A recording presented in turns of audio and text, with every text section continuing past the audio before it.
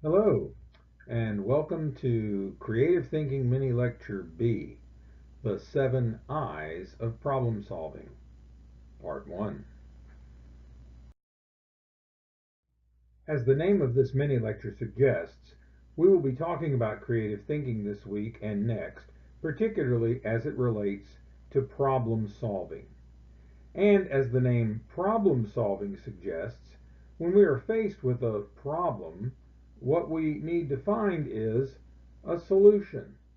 This point may seem obvious, but as we will see, understanding just what a real solution is and what it takes to find one is not obvious at all. One of the biggest obstacles preventing good problem solving is the failure to identify and achieve real solutions to the problems we have. And this is precisely why problem solving needs to be a creative exercise. Typically, problems arise because ordinary, common sense ways of handling things don't work well. If we try to stick with ordinary, common sense solutions, we'll often find ourselves simply replacing one problem with another, often very similar problem. Doing things predictably leads to predictable problems. Solving these problems requires introducing a little unpredictability, a little creativity. Now, of course, creative thinking is applicable in many ways that aren't obviously problem-solving efforts. However, the word creative suggests bringing about something brand new, something never tried before, something unpredictable. And the main reason we want to do that is because we're not satisfied with the way things are or have always been. Well, wanting a change that will take us in a new direction sounds like a good description of having a problem. So, it is in a not quite so obvious way, creative thinking seems to be at its very heart problem solving. It's about changing the unsatisfactory into the satisfactory, about changing the old and ineffective into the new and promising. And honing our creative thinking chops can make our lives better in every way. We encounter problems that need solving on a regular basis at work, at school, at home, as well as all of the places in between. Now, one final note about creative problem solving before we move on. It is very often, particularly in the workplace, a team effort. Team problem solving and group projects are the norm in the business world today, and they are also utilized quite frequently in religious, social, and civic organizations. We all live in a world where it is vitally important to know how to be an effective member of a team with a mission. We do our creative thinking project in this class in teams precisely because you need this practice in being an effective team leader. Now, in this mini lecture and next week's mini lectures, we will study a very useful method for creative problem solving that I call the 7 I's. The 7 I's are identification, naming and specifying the problem to be solved; information, finding out what you need to know in order to know and implement the solution to the problem; imagination, applying creativity to the problem-solving process to conceive and achieve new and innovative solutions; ideas, putting the ideas together from your information and imagination putting the pieces together from your information and imagination to identify the solution and form the path from the problem to that solution; implementation, making your ideas happen, walking the path from problem to solution; innovation, the new dimension of creative problem solving, utilizing the process to develop new and better ways to accomplish the tasks before us; and inquiry, evaluating the process throughout and especially upon completion. learning from the effort in order to improve on the process the next time we utilize it. Some of these 7 I's have been discussed a good bit in your reading so far, or will be discussed in next week's readings. The others either have been discussed indirectly in your reading, or are very natural fits in this overall picture of creative problem solving. We will look at the first 4 of these in this mini lecture. The other 3 will be examined in the mini lecture next week. Before moving on to the 4 I's for this week, however, we need to talk about a few concepts that underlie all 7 I's and the creative problem-solving process in general. These are ideas that will be serving as important subtext throughout the process. They are always applicable in one way or another.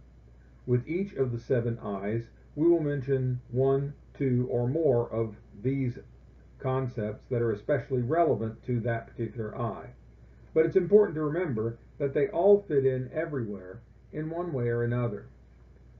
The first of these is rather obvious. This is a creative process. In fact, most of the other concepts we will talk about here are really just special cases of creativity. They are all strategies or techniques for thinking creatively in specific ways. They are all about finding new and innovative ways to approach and solve problems. For example, the concept thinking outside the box is about being creative in vision and planning.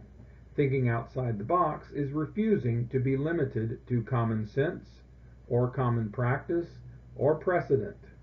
For one who thinks outside the box, the words "we've never done it this way before" are not a warning, they are a challenge. The late Robert Kennedy was a U.S. Senator from Massachusetts and the U.S. Attorney General for his brother, President John F. Kennedy. Senator Kennedy once said, Some see things as they are and ask why. I dream of things that never were and ask why not." This is the very essence of outside-the-box thinking. What if and why not are the battle cries of this approach. Likewise, brainstorming, which we talked about in detail last week, is an important creativity technique. Brainstorming encourages thinking outside the box because several different people thinking in several different ways out of several different backgrounds and experience sets will always come up with new ways of thinking about the issues on the table. And once a new idea is on the table, the group will provide an ideal circumstance for coming at that idea from many different perspectives. And as we saw last week, even solo brainstorming can greatly aid our efforts to come at problems from new and inspiring directions. A necessary condition for brainstorming to function properly is a systemic and consistent suspension of judgment. This means that all ideas are welcome and will be considered with equal acceptance and seriousness. It is not unusual for the best ideas, the ones that eventually find their way into our solution and plan, to seem completely unacceptable at first. They sound too impractical, too expensive, too complicated. Sometimes they even sound off task or downright irrelevant. And because of this, as we said last week, the people involved in a brainstorming session must maintain a welcoming, encouraging atmosphere that invites people to say what they are thinking without fear of being cut off, criticized, laughed at, or otherwise being made to feel as though their contributions are inadequate or unwelcome. So again, no judging, no criticizing, no rejection of any idea, even if you think an idea is impossible or incompatible with the goals of this group. Do not say it during active brainstorming. Critical thinking also requires divergent and convergent thinking. Divergence means a pulling apart or a separation. In problem solving, it refers to the practice of exploring ideas in all directions, allowing our minds to wander and produce all kinds of different possibilities. That is, thinking outside the box. Convergence is just the opposite. This is talking about coming together or joining together to form a whole. Convergent thinking brings separate ideas together in order to form one cohesive plan or direction or solution. Now, even though divergence and convergence are complete opposites, they actually work together in creative problem solving. After all, the only way you can bring ideas together to form a solution is to have those different ideas in the first place. How do you think you're going to get them? Divergent and convergent thinking are complementary. They work together in ways that are essential to getting the job done. If you're going to solve a problem, you simply must have both.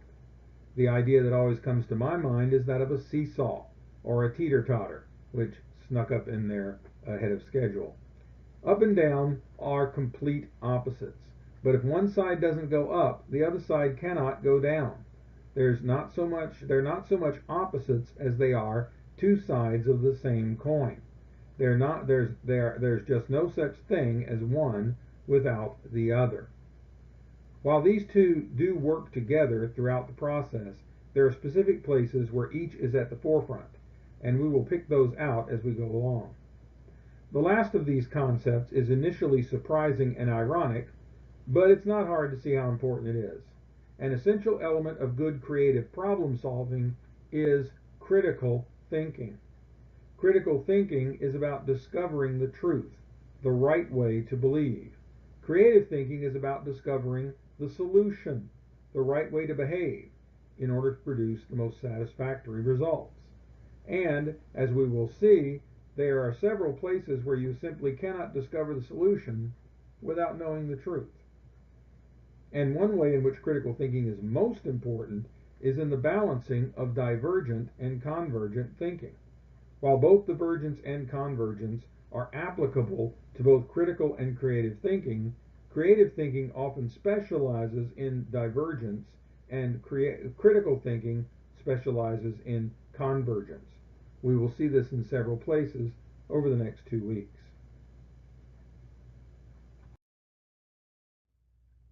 So, on to identification, the first of the 4 I's we will cover today. This stage is often thought of as answering the question, what's the problem? But answers to this question, or similar questions like, what do I want, are typically vague and uninformative. The better question to ask here is, what needs to change? This focuses on the critical issue. Something about your work life or personal life or social life is unsatisfactory. What is it? Your answer to this question needs to be strictly descriptive. By descriptive, I mean that you should only speak in terms of what things look like, or sound like, or feel like, or taste like, or smell like. Don't put in any judgmental terms like good or bad, better or worse. Don't put any emotional language like love or hate, anger or fear, anxious or excited. Don't talk about how you react to the situation. Just talk about the situation. Finally, do not talk about why this situation is dissatisfactory. That's our next question and should not be asked until you're sure you have a good description of the problem. So, the second question. Why does this need to change? You don't define a problem just by describing a situation. A problem is something that shouldn't be the way that it is. But why? What's wrong with the way it is? Usually a problem is a roadblock. There's a preferable way for things to be, but they can't be that way unless things change. Unlike your answer to the first question, this answer will make judgments like good and bad, better and worse, etc. After all, the reason something should change is because things aren't good, or they aren't good enough the way they are. But you should still try to avoid the emotional language, like love or hate, anger or fear. Getting emotional always upsets any attempt at critical thinking. Emotions are not logical. They motivate actions through desires and fears, not through reason and calculation. Our third question is, for whom is this a problem? Who are the people who stand to benefit if this situation is changed? And how do they stand to benefit? Is this just a problem for you, or are others involved? But there's an important follow-up question to this one as well. Who might be harmed if the situation is changed? Are you exchanging trouble for one set of people for trouble for another? If solving your problem creates problems for others, what makes you more important than them? It is not unusual for any kind of change to cause problems somewhere. You need to identify those problems or potential problems and carefully weigh which is more important. And this leads to the fourth question: how will things be better? Here you need a clear, specific description of what it will look like when you succeed solving the problem. How will things be different on the other side of this problem? And why will that situation be better? And here again, we must balance what a solution will do for us against what problems it might create for others. Just because it might cause problems for others doesn't mean it shouldn't be done. After all, you're having problems now. No matter what happens, somebody's going to have problems. But we do need to consider whether or not the benefit gained by solving the problem outweighs the problems produced for others. But the important focus of this question is, what will it look like when this problem is solved? How will we know when it's solved? After all, if we don't know what it will look like, how will you be able to tell when you've succeeded? Identifying the problem requires descriptive facts, accurate analysis, reliable predictions. Hence, it requires critical thinking skills. In order for the creativity of later steps to flourish, good critical thinking up front is essential. Also, since this step requires a multifaceted approach exploring many different dimensions of the problem, this is a divergent phase of the process. It requires reanalyzing and evaluating a wide range of possibly relevant dimensions of the problem. Next, we require information. Finding the right solution to almost any problem is going to require that we know things about the problem, about potential solutions, about all the dynamics related to getting us from problem to solution. But our first question here should be, what do we know? What information do we already have that's relevant to the problem and a possible solution? It's always good to take this kind of inventory first. And depending on how much or how big or complicated the problem is, it may be that we already know everything we need to know. If I need to take my car in for an oil change and check up tomorrow, all I really need to know is what hours the shop is open and whether or not I need an appointment. I already know that it's open from 8 to 6 and that no appointment is necessary, so I'm ready to go. On the other hand, if the problem involves inventory, ordering supplies, making appointments, some kind of document research, expert guidance, other things like this, there may still be a great deal of information I don't have. So I'm going to need to get it up front. So after determining what we know, after determining what we do know, the next question is, of course, what do we need to know? And this question gives rise to the last as well. How can we find out what we need to know? What kind of research do we need to do? And where can we find the tools that will aid us in that research? Information, of course, is made up of facts. So again, we need to know the truth, not opinions, likes, dislikes, etc. So information, likewise, requires critical thinking. Furthermore, the information required may be varied and wide-ranging. It typically is. So again, we are looking at a divergent thinking dimension of problem solving.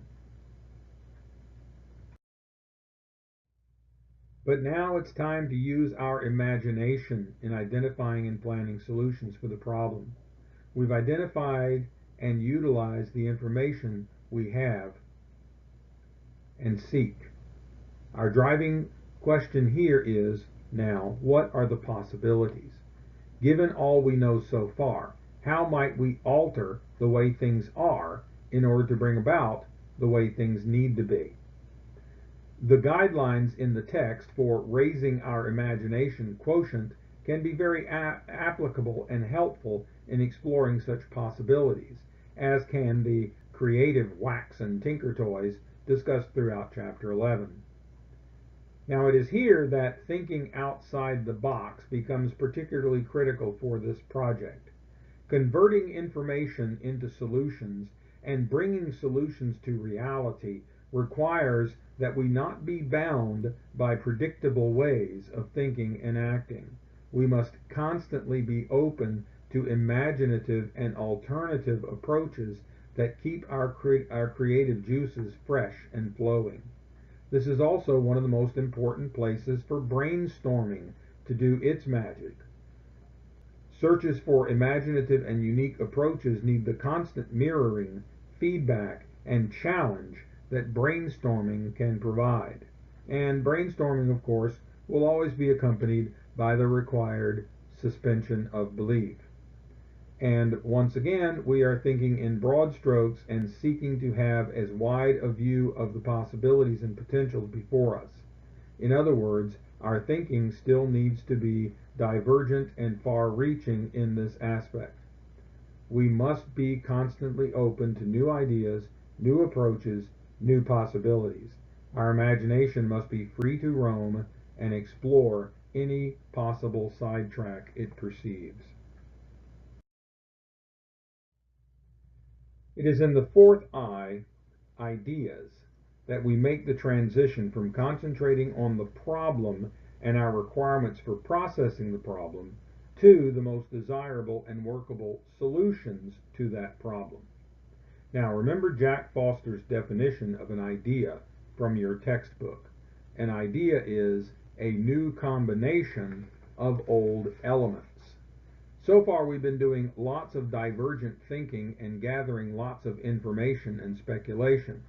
It is the search for ideas that begins to process and combine these divergent bits of data into identifiable actions and approaches that can be woven into a goal for solving the problem and an action plan of steps to take from where we are to where the solution says we should be. So at this stage, we convert from largely divergent thinking patterns to very clear convergent thinking patterns. Two questions can help to drive this exploration of ideas. First is the question, what if? This question calls for speculation on the results of turning our brainstorming, outside-the-box thinking, divergent patterns, etc., into reality. Where would these things lead? What is the likelihood that they could, if properly executed and monitored, lead to a desirable solution to our problem? Next is the question, why not? This is Senator Kennedy's thinking. This question calls for two different kinds of answers, either of which would be essential to proper assessment of our ideas. First, we could be asking, why hasn't this been tried before? Are there reasons why this would not be as good an idea as it seems? This question should not be ignored. Just as in critical thinking, if the conclusion seems obvious to us but others don't agree, it's important to ask, what am I missing? Second, and more to Senator Kennedy's point, we could be asking, what are we afraid of? Well, why not go ahead and give it a try? And often what we're afraid of is the risk of failure, the unpredictability of the unknown, or some other such undefined and oftentimes imaginary danger. Such fears are often irrational and serve as hindrances and roadblocks to good creative thinking and innovation.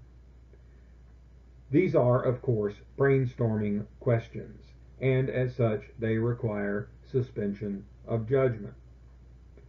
Now, Foster's strategies for preparing for ideas, listed on page 246 of the text and expanded over the next few pages, are very useful for training ourselves for coming up with ideas while collecting data and brainstorming over it. Good creative thinkers make such strategies a part of their everyday lives so that they develop and maintain a what if and why not mentality throughout their lives.